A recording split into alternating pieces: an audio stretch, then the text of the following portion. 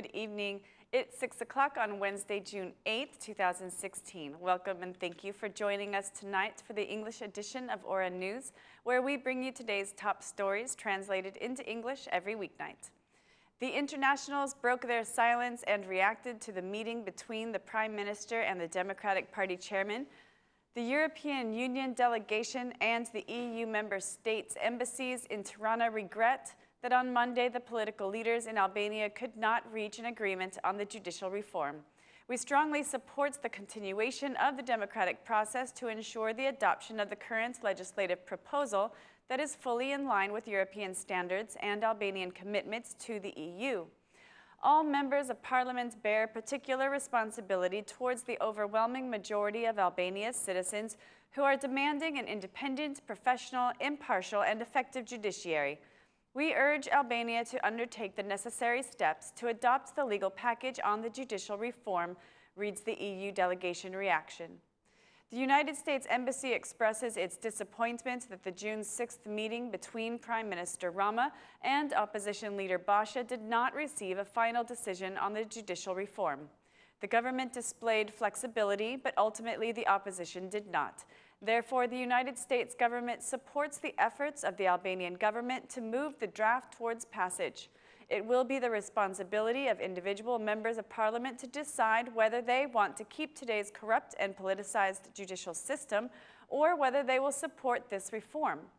The United States will work to ensure that the final draft presented to the Ad Hoc Committee on Judicial Reform and to the Parliament will be a fair draft that represents the best ideas of local experts, international experts, and the Venice Commission, reads the U.S. Embassy reaction. Despite failing to reach an agreement during his meeting with the Prime Minister, the Democratic Party chairman expressed his readiness to continue with efforts to find compromise over the judicial reform. The DP chairman added that the Democratic Party is ready to discuss every method that does not affect the independence of the justice system. Mr. Basha invited the Prime Minister to adopt the draft which was prepared with the internationals in Parliament. The Democratic Party is ready to sincerely invest itself in the judicial reform. I call the Prime Minister to vote on the reform with us, to vote on the draft we have agreed on, not on another one. Mr. Basha was invited to the corruption conference organized by the Foundation for Freedom and Democracy and appeared to be calm. He gave assurance of a sincere readiness on part of the opposition to discuss every majority's proposal in case any proposal avoids political control over the justice system and that can overcome the reserved seats issue, which divides the parties. If there is a system that offers more guarantee than the reserved seats, the Democratic Party is ready to discuss it, said Basha. The DP chairman softened his tones with the internationals and asked for their help to successfully conclude this process. Despite the softened tones and the pledge to discuss the proposals which will bring solutions, the DP chairman is skeptical about the Prime Minister's will to reformat the justice system and accused the Prime Minister of pressuring the court about the state police director's case. As the meeting between the Prime Minister and the Democratic Party chairman was not successful, the ambassadors resumed their meetings with the political members.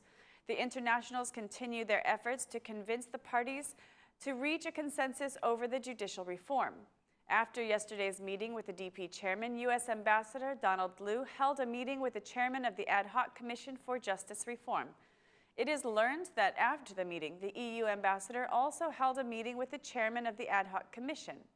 Meanwhile, the Austrian ambassador, John Sattler, expressed his sorrow that the dialogue between the Prime Minister and the DP chairman failed. The judicial reform is crucial for the future of the country. Dialogue between the parties is important and paves the way to European integration. The parties should return to dialogue as the adoption of the reform in Parliament is paramount. Austria's ambassador said, since the June 6th meeting did not reach agreement between the party leaders, the international ambassadors are expected to intensify their meetings in the coming days. Assembly Speaker Ilir Meta met with the Assistant Secretary of State, Ambassador William Brownfield, in Washington. The Assembly's press office announcement says that Mr. Mehta briefed the Assistant Secretary of State on the progress of judicial reform and changes to the constitutional package, saying that the process is already in its final adoption phase. Following submission of the final opinion of the Venice Commission and the interpretation of the U.S. and EU missions, Euralius and Opdat, the Parliament Speaker, Mr. Mehta, emphasized that the assistance of American experts through Opdat and ICITAP for the draft, establishment, and training of new institutions that constitutional package provides, especially the entity of the Anti-Corruption Special Prosecutor and National Bureau of Investigation, is of fundamental importance to the success of the reform. Mehta asked for active support from the U.S. as a monitoring presence for the implementation phase of the reform, also for the vetting process and training of judges and prosecutors in the new system of justice. The Assistant Secretary of State, Ambassador Brownfield, praised Albania's efforts in implementing the reforms and emphasized that the U.S. supports the adoption of the judicial reform as soon as possible, considering it to be an important step in increasing safety standards and the rule of law in a partner country, NATO member, and as a European Union candidate. Ambassador Brownfield stressed that U.S. support will be given in the implementation phase of the judicial reform and in the establishment of the new institutions it provides, through funding of training projects and technological upgrading of specialized structures of enforcement. Brownfield also praised the contribution and the role of Parliament in the reform and said that the U.S. is waiting for its quick approval. A day after the court's decision to suspend the General State Police Director and arrest his subordinates, the Prime Minister and the Minister of Interior accused the judge of making a corrupt decision at the prosecution's request. In a reaction on his social accounts, the Prime Minister said the judge was a paid killer who set people free who have been sentenced for serious criminal offenses like murderers and rapists.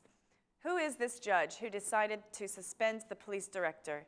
The High Council of Justice has dismissed him for corruption. This paid killer has set free people accused of murders and rape. How could this person return to duty? Who needs this person who violates the law and makes decisions against justice, said the Prime Minister. The minister added that the judge was once dismissed for corruption and failure to fulfill his duty, but was reinstated after several years. The Minister of Interior said that the decision to arrest the state police director was made for political reasons. During the ceremony for the first anniversary of the Digital Commissar, the minister also attacked the opposition's formula for reserved seats proposed by the internationals but imposed by the opposition as a condition for the judicial reform. He said that the opposition wants the reserved seats for corrupt judges and prosecutors.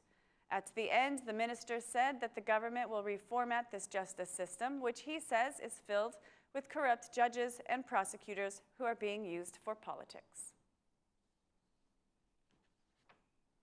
The Democratic Party and the Union of Judges have reacted to the Minister of Interior's statement. The Democratic Party Vice Chairman declared that the Prime Minister and the Minister of Interior's attack against the judges and prosecutors are being made because they are panicked about crimes they have committed being discovered.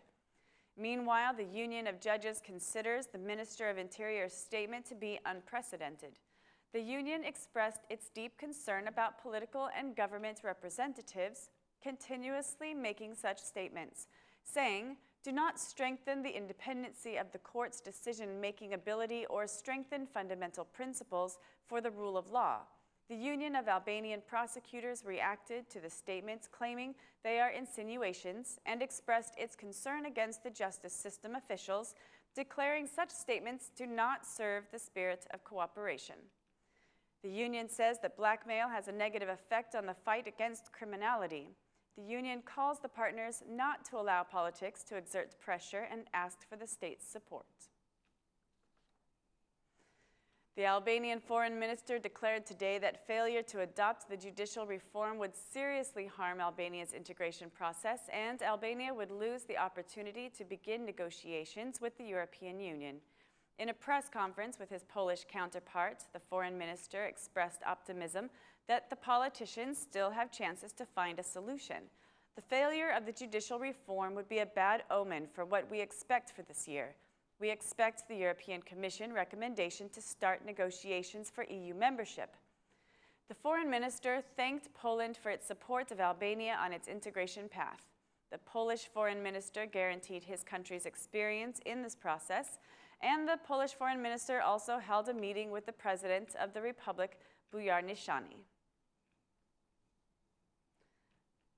Prime Minister Edi Rama attended the National Economic Forum, where he responded to the foreign investors' recent statements that the business climate in Albania has deteriorated. The Prime Minister was harsh in his response, declaring that the foreign companies that do not pay taxes are threatening the government with leaving the country. I have carefully listened to the concerns of the foreign chambers of commerce, which have highlighted considerable problems in the business climate. Businesses are not used to following rules. The business climate has improved compared to 32 months ago, and it will continue to improve. Only in Albania will a foreign company threaten the government because it cannot pay the taxes, said the Prime Minister.